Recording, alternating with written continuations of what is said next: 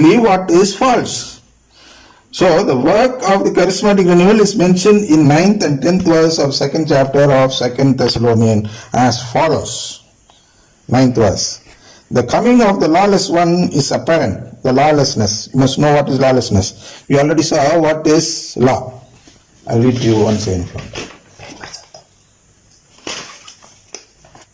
See, when we saw Romans chapter 8 verses 5 onwards, and when we read the 7th chapter, for this reason the mind that is set on the flesh is hostile to God. It does not submit to God's law. Indeed it cannot. Is what we read in the 7th verse. So, lawlessness, what is lawlessness? Not submitting to God's righteousness is lawlessness. Not submitting to Lord's righteousness is what? Is not believing in the Eucharistic Lord. So, the 9th verse says like this, the coming of the lawless one, the charismatic renewal, is apparent in the working of Satan, who uses all power, signs, lying wonders, and every kind of wicked deception. 10th verse, for those who are perishing because they refuse to love the truth and so be saved. So this truth, they refuse to love the truth, the Eucharistic Lord. And if you love the Eucharistic Lord only, you will be saved. So since they don't do this, they should be put under some sort of deception, wicked deception, so that they will be identified during the judgment day. Romans 8th chapter 7th verse says or explains what is lawlessness. That's just what I read to you. It says the mind that is set on the flesh does not submit to God's law. Indeed it cannot. That is what charismatic renewal is doing at present. They don't submit themselves to, according to Romans 10th chapter 3rd verse, God's righteousness. Instead, they seek to establish their own righteousness. That even non-believers of Eucharistic Lord can be saved through faith in charismatic spirit. So did you find, or do you remember what we said in the beginning? That they are changing the faith from the Eucharist to the charismatic spirit. They don't submit themselves to God's righteousness. Instead, they seek to establish their own righteousness, that even non-believers of Eucharistic Lord can be saved through faith in charismatic spirit. That's why they become lawless person. The righteousness of God is that only those who make an everlasting new covenant with God should be cited as a member in God's family. But charismatic renewal does not adhere to this righteousness of God and believes that all those who are given the gift of the Holy Spirit are the chosen ones who are saved. See, this is the impression which they give. Charismatic renewal does not adhere to this righteousness of God and believes that all those who are given the gifts of the Holy Spirit, gifts, I mentioned so many gifts also, like gifts of healing, gifts of doing miracles, gifts of prophesying, gifts of tongues, and so on. They just go on listing so many things in the charismatic renewal. Of course, it is listed in the Bible, but it is listed in a different meaning, and they are interpreting it in a different meaning. So, but charismatic renewal does not adhere to this righteousness of God. What is this righteousness of God? Is that only those who make an everlasting new covenant with God should be selected as members in family of God. This is the righteousness of God. They don't adhere to this righteousness and believe that all those who are given the gifts of the Holy Spirit are the chosen ones who are saved. They will ask, if you go to those groups, they will then immediately ask, are you saved? Are you redeemed? Or something like that they'll ask those groups. And if at all you say yes, and say that you are in the charismatic, then immediately they'll ask you another question, can you speak in tongues? So according to them, only people who speak in tongues are people who are saved. That is, only those who are, those are the people who have received the Holy Spirit, is what they believe. If at all somebody receives the Holy Spirit, they believe that they should be able to speak in tongues. They don't believe that we receive the Holy Spirit during baptism. If at all what they say is true or truth, what should have happened? All those who are baptized in the Catholic Church should be able to speak in tongues. Why are they not speaking in tongues? Because that is not the true sign which God gives us as someone who has been saved. It is not a sign for being saved. It is a sign for something else. It is not even a sign actually.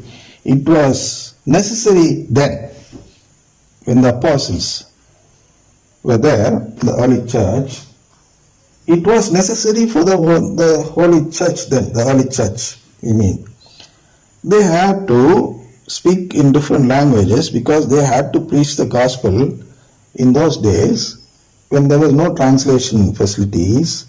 They have to go to many nations where there were different kinds of languages.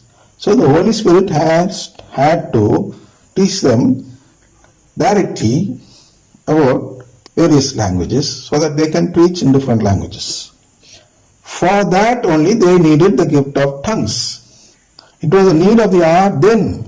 It is not so now, because we don't need the gift to preach the gospel nowadays. See, I have a different mother tongue. English is not my mother tongue, but still I am able to speak in English now, because this is a different age where we can learn any language sitting in our own place. But then the situation was different. They had no schools there. They had no colleges. They had no internet and so on. So many facilities which we have now were not there during that time. So the Holy Spirit had to come down and help them to speak in different languages in different countries. And that's how that thing spread. They visited so many countries in a line, and they had no time actually to travel, and to save the time of learning a language, the Holy Spirit had to teach them different languages directly from heaven in a fraction of a second or within a few days, anything like that. So they needed a language, they needed an interpreter, gift of interpretation, and so on, prophecy. So many gifts are given. These gifts are not sign that we are saved. They are only instruments for proclaiming the Bible. Just because you proclaim the gospel, it is not an eligible criteria to become God's child. No, you have to lead a life that is suitable to become a child of God. That is the eligibility, and not the preaching act. The preaching act is our duty. That is what we saw in the last question. It is only our duty, like a slave plowing in the field of the master. So these are not signs of redemption. They are only instruments for proclaiming the gospel. And these gifts are not needed in this hour. At this time, these gifts are not needed to proclaim the gospel. These gifts are actually hindrance to proclaiming the gospel. They only hinder. They only become, harassment, or something like that. They block us from doing our duty. They make us believe in some other things which are not actually essential for redemption in God's plan.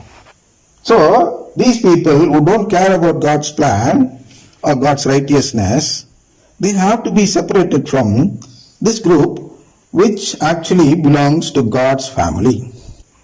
It is to find out these lawless people that God permits in 2 Thessalonians 2nd chapter 9. The working of Satan, who uses all powers, signs, lying wonders, 10th verse, and every kind of wicked deception, the charismatic prayers and songs, for those who are perishing because they refuse to love the truth and so be saved. They refuse to love the Eucharistic Lord. The Eucharistic Lord is the only one who can save us. They refuse to believe that.